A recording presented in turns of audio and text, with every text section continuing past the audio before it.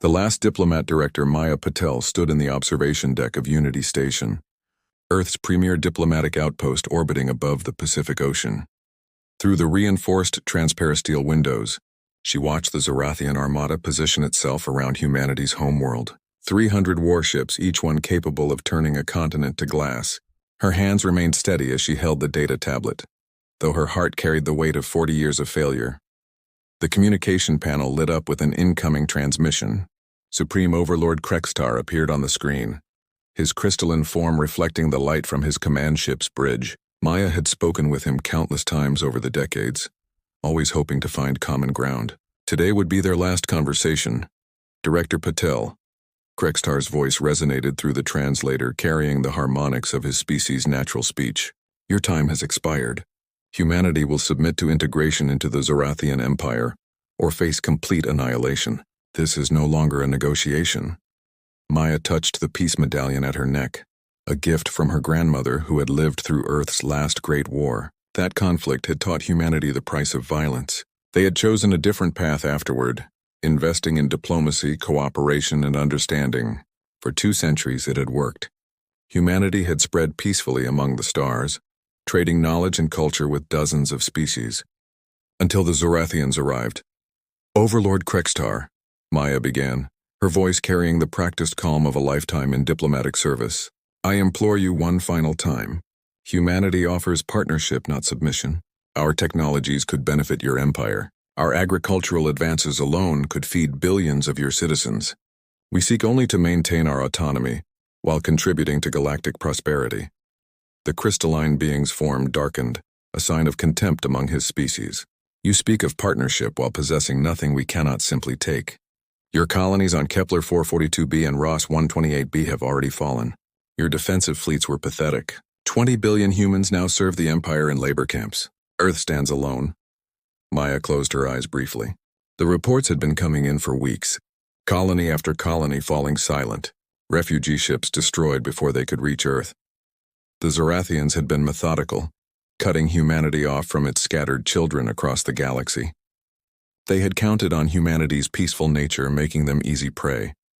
We have spent 40 years trying to show you who we choose to be, Maya said, straightening her diplomatic uniform one last time.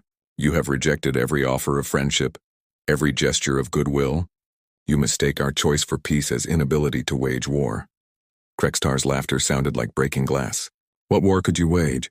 Your military is a fraction of ours. Your weapons are generations behind. You have spent so long playing with words and treaties that you have forgotten how to fight. Maya walked to her desk and activated a secure channel that connected to every human settlement, ship, and station still functioning in the galaxy. She also opened a broad-spectrum transmission that would reach every spacefaring civilization within 1,000 light-years. Her final act as Director of Human Diplomatic Corps would be witnessed by all. To all who receive this message, Maya began, looking directly into the recording device.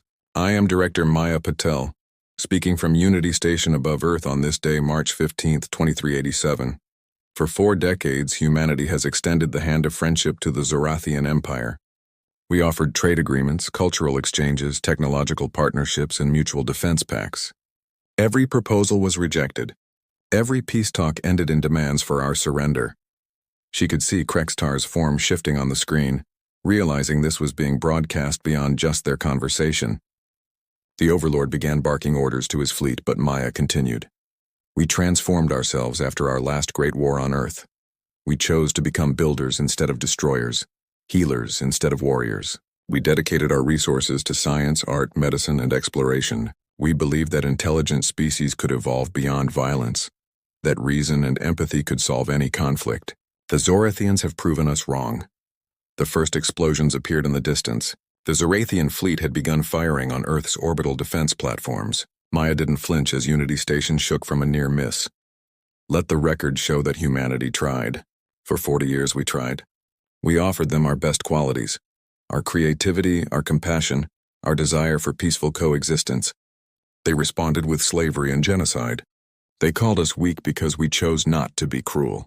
They thought our mercy was fear. Maya input a code into her tablet, one she had hoped never to use. Deep beneath Earth's oceans, in bunkers hidden on lifeless moons, In stations drifting in the void between stars, ancient systems began to activate. Humanity's contingency plan, buried for 2 centuries but never forgotten, stirred to life. The humans you have been fighting, Overlord Krextar, represent who we chose to become. Teachers, doctors, farmers, artists, parents trying to build a better future for our children. You have systematically destroyed them. But they were not all of us. They were the part of us we wanted to nurture, the part we hoped would define our species forever. Another explosion, closer this time. The station's emergency lights activated as primary power fluctuated. Through the window, Maya could see Earth's defensive satellites being methodically destroyed. The planet below would be defenseless within hours. Hidden throughout the galaxy are humans you have never met. Humans we kept in stasis and training in preparation for the day our hope for peace failed. They are not diplomats or scientists. They are not interested in building or creating. They are the part of human nature we locked away because we feared what we were capable of becoming. She turned to face Krextar's image directly. The Overlord had stopped issuing orders and was watching her with what might have been uncertainty in his crystalline features. You want to know why humanity survived every extinction event our planet threw at us? Why we climbed from prey to apex predator? Why we conquered a world that tried to kill us with ice ages, plagues, and disasters? It wasn't because we were peaceful. It was because we were adaptable, ruthless when necessary, and capable of violence that would horrify even us. Maya's aide, Thomas, burst into the room. Director, they're breaching the station's hull. We need to evacuate, she shook her head. Complete the Protocol 7 transmission, Thomas. Make sure it reaches all the sleeping cells. Thomas understood. With tears in his eyes, he saluted and ran to the communication center. Maya turned back to her broadcast. To the human survivors scattered across the galaxy, remember that we tried. Remember that we offered them peace and they chose war. What happens next is not on our conscience. We gave them every opportunity to be our allies. They chose to be our enemies. The station shook violently as Zorathian boarding pods attached to the hull. Maya could hear the screech of cutting tools breaking through the reinforced walls. She had minutes at most. And now a message for those humans who sleep in the dark places waiting for this moment. Your wait is over. Earth has fallen. Diplomacy has failed. The restrictions are lifted. Show them what humanity looked like before we chose civilization. Show them the hunters that stalked the African plains, the warriors who conquered continents with bronze and iron, the soldiers who split atoms to end wars. Show them the part of us that we buried because it frightened even ourselves. The door to her office exploded inward. Zorathian shock troops poured in, their energy weapons trained on her. Maya smiled sadly at the camera. We tried to be better than our nature. We tried to evolve beyond violence. The Zorathians wouldn't let us, so now they get to meet the monsters we used to be, the ones we chose not to be, the ones we kept locked away in case the galaxy forced us to become them again. A Zorathian soldier barked something in their harsh language. Maya recognized the command to surrender. She laughed, surprising them. You're about to learn why humanity's peaceful age was called the Great Restraint, why other species who knew our history were grateful we chose diplomacy, why we worked so hard to be different from our ancestors. She looked one last time into the camera, knowing this would be her final words to the universe. We tried peace. It failed. Now humanity will show you the other option. The option we've been preparing for 200 years, hoping we'd never need it. You wanted to see humanity without restraint. Your wish is granted. The energy weapon's discharge filled the room with blinding light. Director Maya Patel, humanity's greatest diplomat, died as she had lived, trying to save her species through words. But her death was not an end. It was a beginning. As her final transmission reached across the galaxy, activation codes embedded in the signal awakened systems that had been dormant for generations. In hidden facilities, cryogenic pods began their warming cycles. Training stations powered up their combat simulators. Weapons that violated every treaty humanity had ever signed came online. The Zorathians celebrated as Earth fell under their control. They had eliminated the human diplomatic corps, destroyed the peaceful colonies, and claimed victory over a species they considered weak. They didn't realize that they had only fought one side of humanity, the side that built schools and hospitals, that wrote poetry and grew gardens, that chose creation over destruction. The other side was waking up. The sleeping giant's awakened commander Tobias Reed opened his eyes for the first time in 50 years. The cryogenic fluid drained from his pod as his body began to remember how to breathe on its own. Around him, identical pods hissed open, releasing their occupants into the darkened chamber of Station Omega, humanity's most closely guarded secret. The neural implant in his skull downloaded the situation in seconds. Earth occupied. 20 billion humans enslaved. Director Patel dead. Diplomatic solutions exhausted. His orders were simple. Protocol 7 activated. All restrictions lifted. Mission: make the galaxy understand why humanity chose peace. Tobias stepped out of his pod, his genetically enhanced muscles responding perfectly, despite the decades of sleep. He wasn't alone. 3,000 other soldiers were awakening in this facility alone, and Omega was just one of hundreds scattered across dead systems the galaxy had forgotten existed. "Good morning, Commander," Lieutenant Sarah Chen said, her voice carrying no trace of humor. She had been his second in command before the Great Restraint, when humanity had made the choice to lock away its military might. "How long were we asleep?" 53 years, 4 months, 18 days, Tobias replied, his enhanced cognitive functions providing the data instantly. The diplomats lasted longer than projected. Sarah nodded as she checked her equipment. Every soldier in Omega had been chosen for specific qualities: exceptional tactical ability, psychological resilience, and most importantly, the capacity to do what peaceful humanity couldn't. They were warriors from an age when humanity solved problems through superior firepower and strategic brilliance. "Status report," Tobias commanded as his unit assembled in the ready room. "All Omega personnel accounted for and combat ready," Captain Marcus Webb reported. "The Prometheus fleet is powering up. 800 vessels, all stealth capable, all armed with weapons the galaxy hasn't seen since the Terran Unification Wars." Tobias reviewed the tactical data flowing through his neural link. The Zorathians had positioned themselves perfectly for conventional warfare. They held strategic positions, controlled supply lines, and maintained numerical superiority. They were prepared to fight the humanity they knew, the one that followed galactic conventions of war. They weren't prepared for what was coming. "Begin Operation Whisper," Tobias ordered. No grand announcements, no warnings, no declarations of war. They wanted to see humanity without rules. Give them what they asked for. Across the galaxy, humanity's shadow fleet began to move. These weren't the diplomatic vessels and colony ships the Zorathians had easily destroyed. These were predators built in secret, designed by minds that understood war not as politics by other means, but as the complete destruction of an enemy's ability to resist. The first sign of trouble came at Zorathian Supply Station Delta 7. The facility provided food and ammunition to 3 entire battle fleets. It was heavily defended, with multiple redundant shield generators and a garrison of 10,000 troops. It ceased to exist in 14 minutes. The attack came from nowhere. Ships that shouldn't have been able to hide from Zorathian sensors appeared inside the station's defensive perimeter. Weapons that ignored shields tore through the hull. Soldiers in armor that bent light around them eliminated the garrison with precision that suggested they knew every defensive position, every protocol, every weakness. But the truly disturbing part was what came after. The humans didn't claim the station.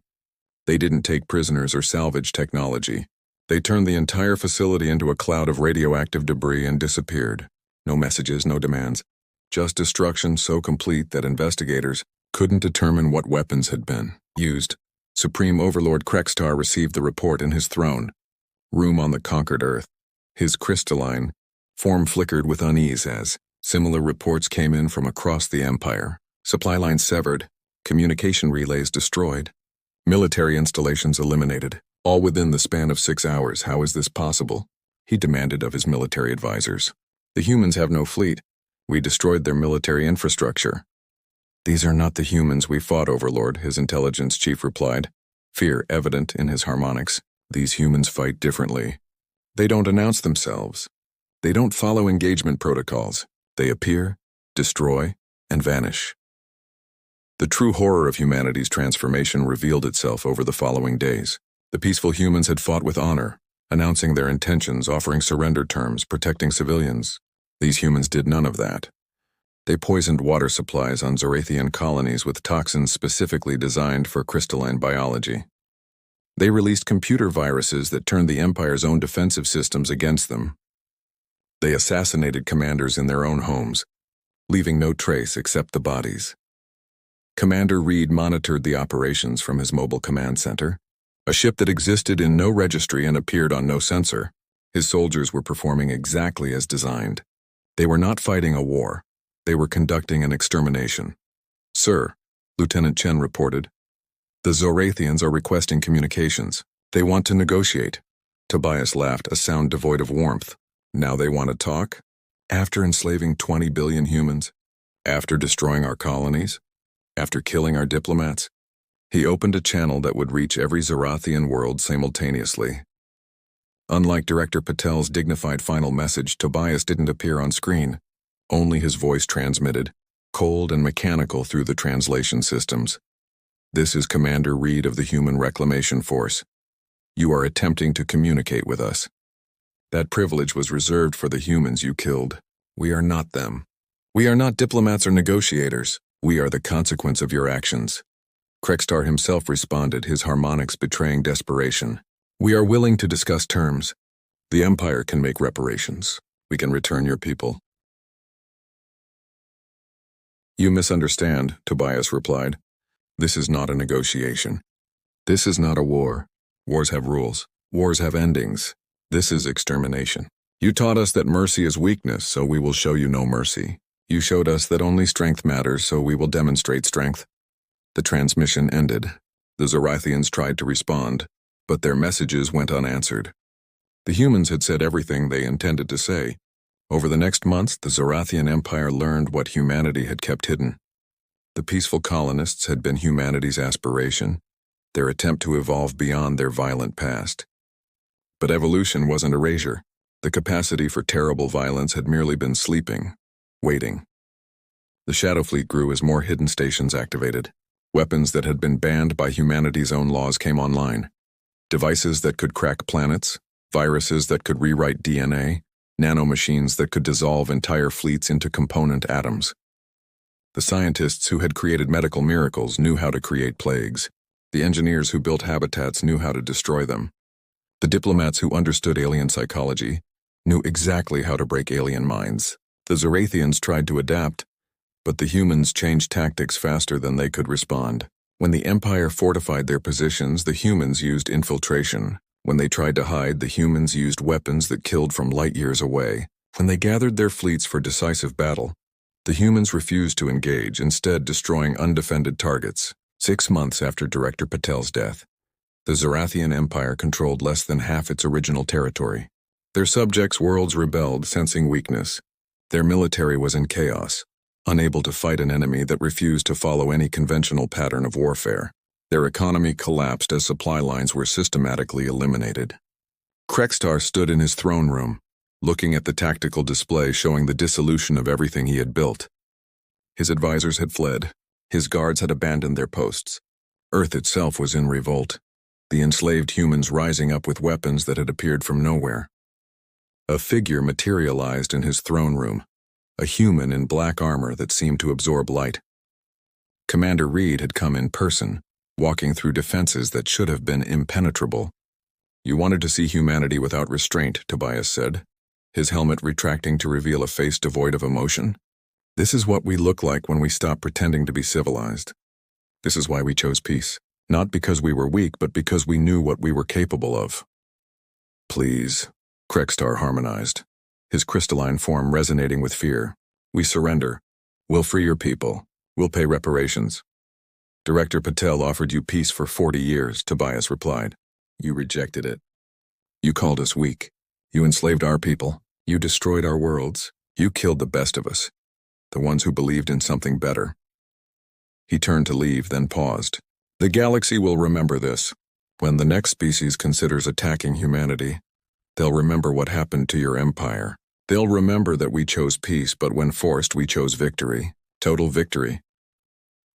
As Tobias departed, leaving the Overlord alone in his crumbling empire, the transformation was complete.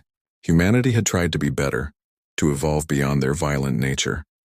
The galaxy had forced them to remember what they truly were: survivors who had clawed their way to the top of evolution through adaptability, intelligence, and when necessary, terrible violence. The peaceful humans would return eventually. They would rebuild their schools and hospitals. They would plant gardens and write poetry. They would extend hands of friendship to other species. But the galaxy would never forget that beneath the diplomats and teachers, the artists and farmers, sleeping giants waited. Giants who had conquered a hostile world, split atoms, reached the stars, and chosen to be peaceful. Until they couldn't be. The Zorathian Empire fell completely within a year. Their worlds were not destroyed. The humans had no interest in genocide. Instead, they were reduced to pre-spaceflight technology, their military capabilities eliminated, their expansion ended. They would survive but never again threaten another species. Commander Reed and his soldiers returned to their hidden stations, entering cryogenic sleep once more. They hoped never to wake again, to let peaceful humanity chart the course of the future, but they would wait ready, in case the galaxy forgot the lesson of the Zorathians. The last transmission from the Human Reclamation Force was simple. We choose peace. Choose wisely, the galaxy remembered, and for 1,000 years no one tested humanity's choice again.